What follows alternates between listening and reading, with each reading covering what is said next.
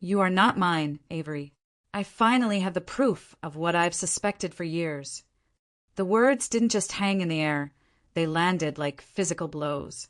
My father, Landon, the CEO of the architectural empire I had spent 4 years building, wasn't looking at me with disappointment. He was looking at me with pure, unadulterated disgust. We were in the main boardroom. The morning sun was streaming through the floor-to-ceiling glass, illuminating the dust motes dancing around the heavy mahogany table. 12 board members, people I had worked with, laughed with, and made rich, were staring at their laps, terrified to make eye contact. Landon threw a thick manila folder onto the table. It slid across the polished wood and stopped inches from my hands. I am removing you from the company. Effective immediately, he announced, his voice booming with a terrifying finality. And I am removing you from the family trust. I will not have my legacy tainted by a lie. He gestured to the corner of the room. Kieran, a 22-year-old with messy hair and an ill-fitting suit, was leaning against the wall, smirking. Kieran is my son, Landon declared, puffing out his chest. My real son. He carries my blood. He is the future of this firm. You are just a placeholder that stayed too long. My heart hammered against my ribs, so hard I thought it might crack them. The humiliation was burning my skin. I didn't scream. I didn't beg. I stood up, my legs trembling inside my dress slacks, and met his gaze. Understood, I whispered. The silence that followed was deafening as I turned my back on the man I used to call Dad. To understand why that moment in the boardroom didn't break me completely, you have to understand the 4 weeks of hell that led up to it. My name is Avery. I'm 24, and for the last 4 years, I have been the ghost in the machine of this company. I was the VP of operations, but in reality, I was the fixer. When Landon overpromised to clients, I delivered.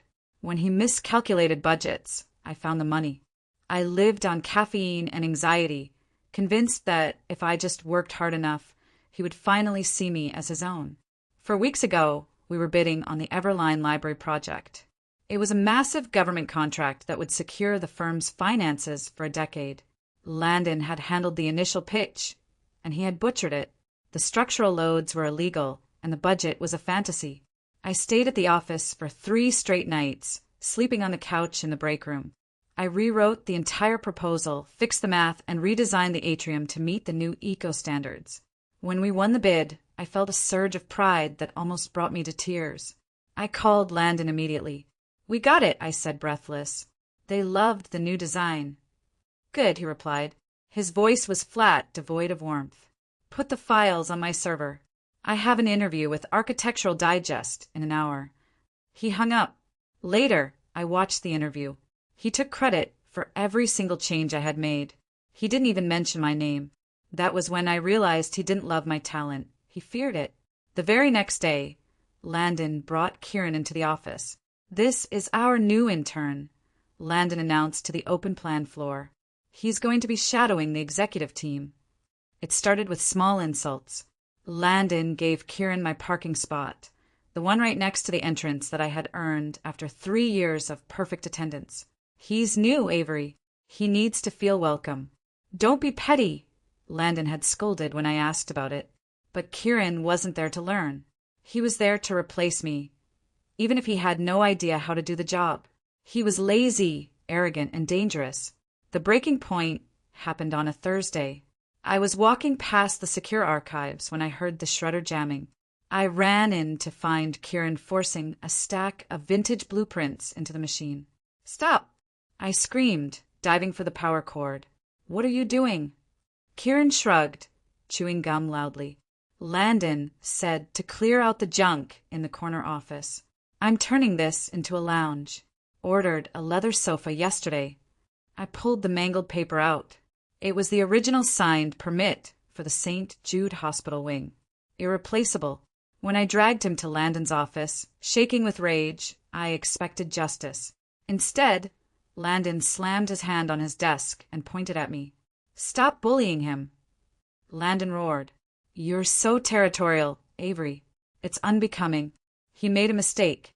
You're just jealous because he has natural instincts and you have to try so hard. He destroyed legal documents. I argued. Get out, Landon hissed. I'm sick of your drama. The tension festered until Sunday night. My mother, Eleanor, invited me to the family estate for dinner. I foolishly thought it was a peace offering or maybe a planning session for the company's upcoming 50th Anniversary Gala. The dining room was cold, the air thick enough to choke on. Eleanor was drinking white wine like it was water, her eyes fixed on the floral centerpiece. She wouldn't look at me. I finalized the guest list for the gala, I said, trying to break the silence. We have 300 RSVPs. Landon didn't look up from his steak. He reached into his jacket pocket and tossed a crumpled white envelope onto my dinner plate. It landed with a soft, heavy thud. Open it, he commanded. My hands shook as I tore the seal. It wasn't a party invitation. It was a DNA test from a lab I didn't recognize. I scanned the lines, my brain refusing to process the data until I saw the bottom line. Paternity probability, 0%. I ran it last week, Landon said calmly, slicing his meat. I grabbed a hair from your brush. I needed to know why you are so different, so calculated, and now I know. I looked at my mother, pleading with my eyes. Mom, tell him he's crazy. Eleanor took a long sip of wine, her hand trembling slightly. She stared out the window into the darkness. Eat your dinner, Avery, she whispered. She knew. She had always known. And she was going to let him throw me away to save her own lifestyle. That brings us back to the present moment. 5 minutes after Landon kicked me out of the boardroom, I walked to my office, my heels clicking rhythmically on the glass floor. The security guards, men I had hired and knew by name, were waiting for me. They looked ashamed. I'm sorry, Ms. Avery, the head guard Mike said softly. He said, we have to escort you out immediately. You can take 1 box. It's okay, Mike, I said, keeping my voice steady. You're just doing your job. I didn't pack my awards. I didn't pack the photos of my parents. I packed my notebook and my lucky pen. I closed my laptop, handed Mike my badge, and walked to the elevator. The doors slid shut, sealing my pass behind me. It was only then, in the silence of the descending car, that my phone buzzed in my pocket. It was a notification from the Grave Secure Admin app. The automated exit protocol had kicked in. Alert. VP status terminated. Initiate key transfer to CEO. The company used a dual key system for city permits, which I had designed. If the VP leaves, they must authorize the transfer of their digital signature to the CEO. If they don't, the system locks to prevent fraud. I stared at the glowing screen. I looked up at the floor indicator. I swiped dismiss. I didn't sabotage anything. I just refused to sign the paperwork. Landon couldn't bypass it without a court order, and that would take weeks. They thought they had one. They had no idea they had just frozen the company's heart. For the first 3 days, I didn't leave my apartment. I didn't eat, I didn't shower, and I definitely didn't cry. I just lay in the dark, staring at the ceiling fan spinning in slow, hypnotic circles. The silence in my life was sudden and violent. For 4 years, my phone had buzzed every 5 minutes with crises, approvals, and demands from Landon.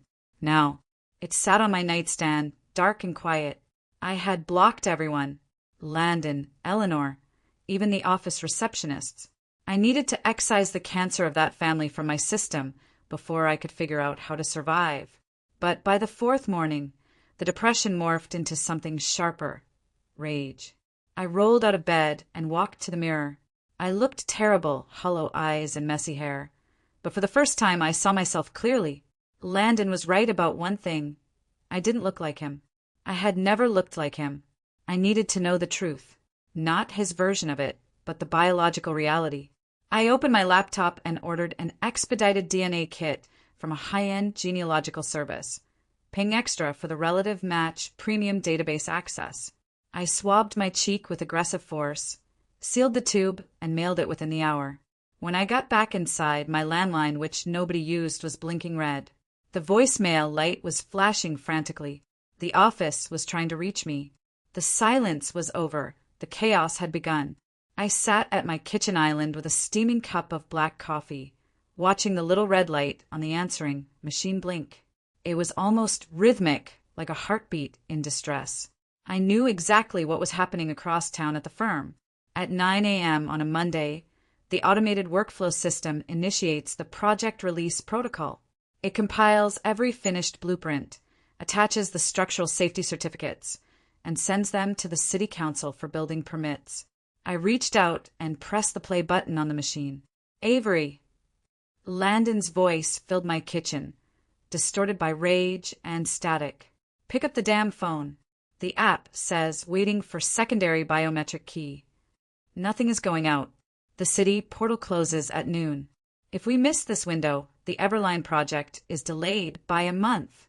Approve the transfer or I'll sue you for sabotage. I took a slow sip of coffee and deleted the message. I hadn't sabotaged anything. I hadn't changed a single line of code.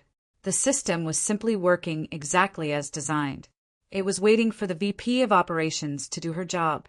But Landon had fired the VP of Operations without getting her signature first. He had created his own gridlock, and he was too arrogant to realize it. The email notification chimed on my laptop 3 days later, cutting through the quiet hum of my apartment. Your results are ready. My stomach twisted into a knot. This was it. The scientific proof that would either vindicate my mother or confirm that my entire identity was a lie. I hovered the mouse over the link, my hand shaking so badly I had to grip my wrist to steady it. Click. The screen filled with colorful charts and percentages. I scrolled past the ancestry breakdown, mostly European, and went straight to the paternity markers. I had uploaded a sample of Landon's DNA from an old hairbrush I'd kept, just in case. Paternity match. Landon Graves, 0%. He hadn't lied. The air left my lungs in a rush. I wasn't a Graves. I was a stranger. But then, a red alert banner flashed at the top of the dashboard. Close relative match found. I clicked the tab. The database had cross-referenced my DNA with millions of other profiles. It had found a 99.9% parent-child match. The name stared back at me in bold, black letters. Biological father, Lucian Blackwood. I froze, the blood draining from my face. I knew that name. Everyone in the architectural world knew that name. It wasn't just a random stranger or a pool boy. Lucian Blackwood was a legend, a ghost, and one of the wealthiest men in the country. I spent the next 6 hours diving into the digital archives of public records, piecing together a history I had never known existed. Lucian Blackwood was a reclusive billionaire developer who had made his fortune buying distressed assets and turning them into gold. He was known for being ruthless, brilliant, and entirely silent in the media. But the connection to my family was what made my hands sweat. 25 years ago, Landon's firm had been on the brink of bankruptcy. He had overextended on a massive skyscraper project that failed. According to the financial records I dug up, the banks were days away from seizing everything. Then a miracle happened. A shadow investor stepped in, paid off the immediate debts, and restructured the company. That investor was a holding company owned by Lucian. I pulled the deed records. Lucian didn't just invest, he bought the senior debt. In simple terms, Landon didn't own the company. The bank owned the company and Lucian owned the bank. Landon was essentially a glorious tenant in his own empire, paying interest to a man he never spoke about. Then I found the obituary. Lucian Blackwood had passed away 6 months ago in a private clinic in Switzerland. He had no wife, no known children. His vast estate was currently in probate, sitting in legal limbo. I didn't call Landon. I didn't confront my mother. Instead, I dialed the number for Sterling and Tate, the elite law firm listed as the executors of Lucian's estate. I expected a secretary to brush me off. I expected to be told to send an email and wait 6 weeks. "This is Avery," I said when the receptionist answered. "I'm calling regarding the estate of Lucian Blackwood. I have a DNA test I need to submit." There was a pause. Then the line clicked and a deep, serious voice came on. "Ms. Avery, this is Arthur Tate, senior partner. Please don't hang up." My heart pounded. "I'm listening." "We've been waiting for this call," Mr. Tate said, his voice dropping to a hush. Lucian was a careful man. He knew he had a child out there. Your mother told him she was pregnant before she broke off the affair to stay with Landon. Lucian signed that loan 25 years ago specifically to ensure his unborn child would be financially protected. He knew. I whispered. He always knew, Arthur confirmed. 2 years ago, he purposely submitted his DNA to the major registries as a dead man's switch. He stipulated that if his biological heir ever surfaced and matched his sample, the blind trust would activate immediately. How do you know it's really me? I asked. Our system automatically verified the hash on your DNA upload the moment you access the results. It's a confirmed match. The probate is closed. You aren't just getting a settlement, Ms. Avery. You are the sole beneficiary of the Blackwood portfolio. You inherit everything.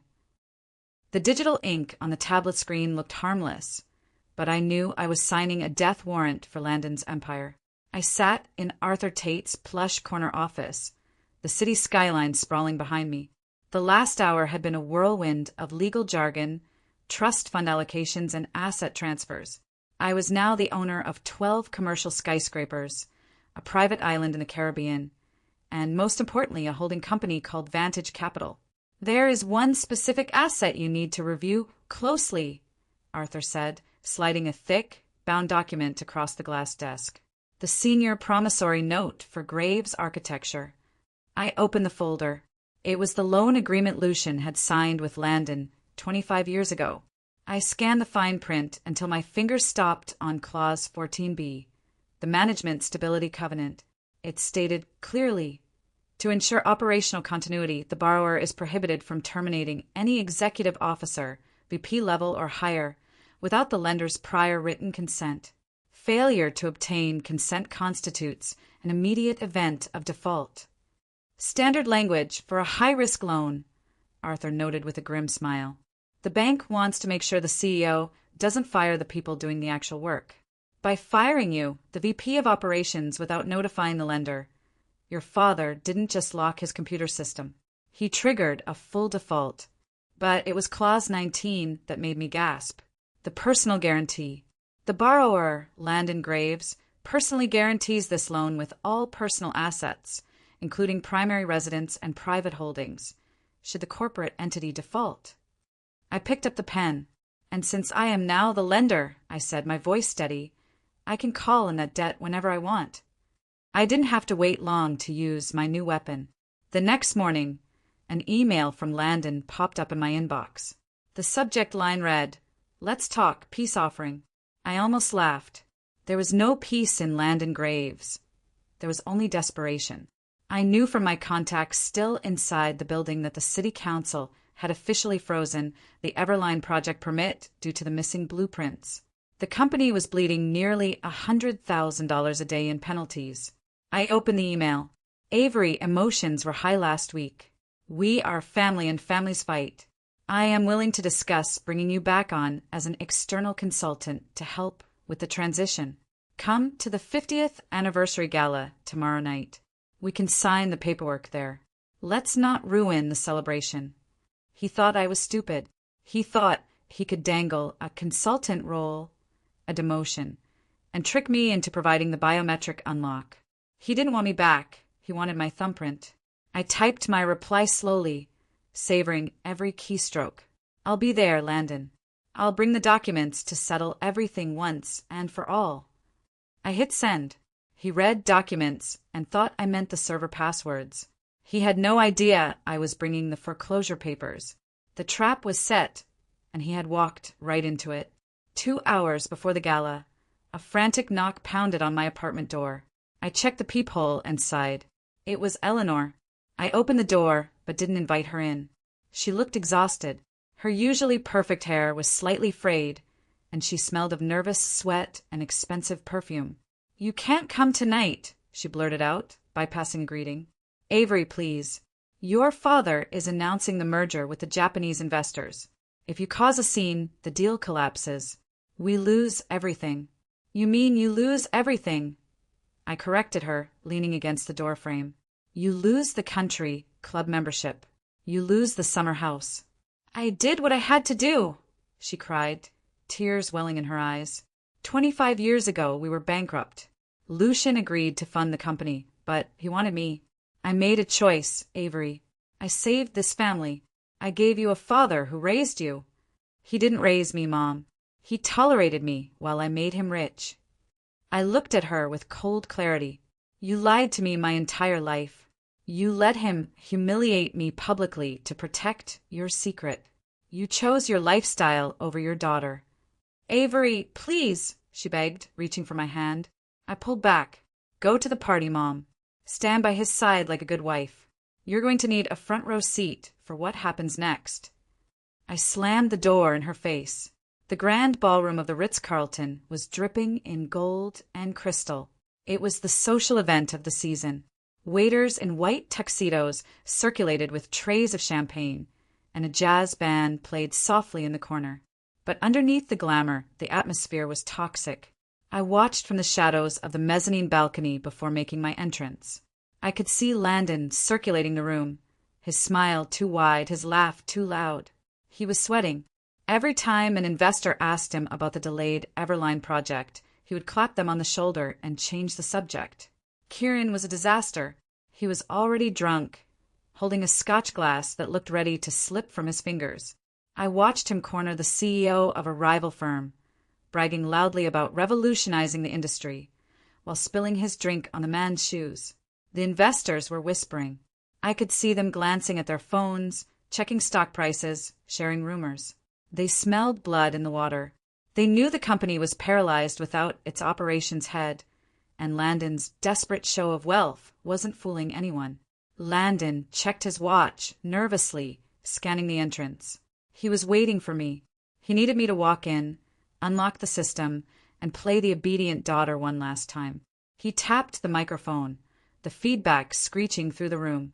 Ladies and gentlemen, if you could please take your seats. We have a historic announcement. The room went quiet as Landon took center stage. He gripped the podium like a lifeline. 50 years, Landon began, his voice booming with practiced charisma. 50 years of excellence, of legacy. But a legacy is only as strong as the blood that carries it forward. I turned away from the balcony railing and slipped down the service stairs, moving toward the main double doors at the back of the room. My hand rested on the brass handle. Tonight, Landon continued, I am proud to officially introduce the future of Graves architecture. My son, Kieran Graves. Scattered, polite applause rippled through the room.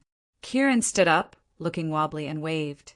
Transitions are hard, Landon said, his tone shifting to something darker. Sometimes, to let the new tree grow, you have to trim the dead branches. You have to cut away the parts that don't belong. A few nervous chuckles. He was talking about me. He was publicly justifying his cruelty as necessary pruning. So here is to the future, he raised his glass.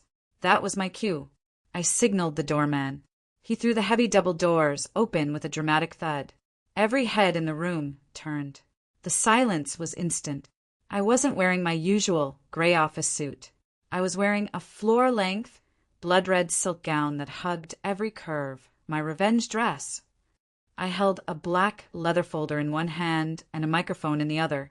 Landon froze on stage, his glass hovering halfway to his mouth. Sorry I'm late, Dad, I said, my voice amplified clearly through the room speakers. But I brought those documents you wanted. The silence in the ballroom was absolute. The clinking of silverware stopped, and the jazz band faded out uncertainly. The only sound was the rustle of my silk dress as I walked down the center aisle toward the stage. 2 security guards stepped forward instinctively to block the path, but when they saw it was me, they hesitated. They knew me. They liked me. I flashed them a small, grim nod, and they stepped back, letting me pass. Landon watched me approach, his arrogance returning in a rush. He adjusted his tie, leaning into the microphone with a smug grin that was projected onto the massive screen behind him. Well, he chuckled, the sound grating over the speakers. It seems the prodigal daughter has returned. I told you all she would come to her senses. Family is family after all. He gestured for me to come up the stairs to the podium. He thought this was my surrender. He thought the black folder in my hand contained the biometric reset codes that would save his merger. "Come on up, Avery," he commanded, extending a hand like a benevolent king. "Give me the papers, and maybe we can find a place for you in the basement archives." Kieran snickered into his drink from the sidelines. I stopped at the base of the stairs. I didn't take his hand. Instead, I looked up at him, letting the red dress and the cold fury in my eyes do the talking. "I'm not here to join you on stage, Landon," I said, my voice clear, even without the mic. "I'm here to rewrite the script." I turned sharply on my heel, ignoring the stage completely. I walked straight to the audiovisual booth in the center of the room. The technician, a guy named Maxton, who I had approved a raise for last Christmas, looked at me with wide eyes. "Do you trust me, Maxton?" I asked quietly, handing him a silver USB drive. He looked at Landon, who was now shouting into the microphone. "What is she doing? Security, stop her. Cut the feed." Maxton looked back at me, set his jaw, slammed the drive into the main console, and slid the fader up for my handheld mic. "Override confirmed," he muttered, locking the system. The massive LED screen behind Landon, which had been displaying the Golden Company logo, flickered. Suddenly, a bright white PDF document filled the 20-foot display. It was the DNA test results. Gasps rippled through the crowd. The text was giant, impossible to miss. Paternity match, 0%. I raised the microphone. "You wanted to talk about truth tonight, Landon. So let's start here. You were right. You are not my father. And you were absolutely right to cut me out of your will." Landon's face went purple. "This is slander. Get her out of here." "It's not slander if it's science," I countered calmly, my voice booming over his. "But if I'm not your daughter, then whose daughter am I?" I nodded to Maxton. Click. The screen changed again. This time, it displayed a scanned legal document dated 25 years ago, the deed of debt assignment. But the audience didn't care about the legal jargon. They cared about the names. "I did some digging," I said, my voice cutting through the rising murmur of the crowd. "And since we're being honest about bloodlines, I found my real father." On the screen, a red box animated to highlight the name of the lender, Lucian Blackwood. The name hit the room like a physical bomb. Investors stood up, knocking over chairs. Whispers of Blackwood and the billionaire hissed through the air. I turned slowly to the front row, where my mother was sitting. She was trembling so violently her wine glass had spilled onto the white tablecloth. "He was the shadow investor, wasn't he?" I asked, pointing to the screen. "The man who bailed this company out when Landon bankrupted it the first time." I took a step toward her. "You recognize the name of the man who owns this company's debt, don't you? So tell everyone, Mom. Who is this?" Landon spun around to look at the screen. He read the name. The color drained from his face so fast he looked like a corpse. He staggered back against the podium, the microphone feeding back with a high-pitched squeal. "Lucian," Landon stammered, his voice trembling so hard the mic shook. "Lucian is dead. He died in Zurich. You can't touch that debt. His estate is frozen in probate." "Yes, he is dead," I replied, stepping closer to the stage. "But the trust has executed.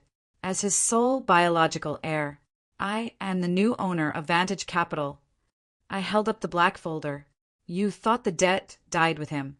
It didn't. It just passed to me." I opened the folder. Clause 14B, the Management Stability Covenant. "You fired the VP of Operations without the lender's consent. You are in default, Landon. You owe the Blackwood estate $45 million. I'm the CEO." Landon screamed, panic setting in. "Security! Remove her. She has no authority here." "Actually, I do," I interrupted, my voice ice cold. "I emailed the notice of default to the board chairman an hour ago. He convened an emergency vote. They chose to recognize the transfer of assets immediately to avoid a lawsuit." I looked at the security guards. They weren't moving to help him.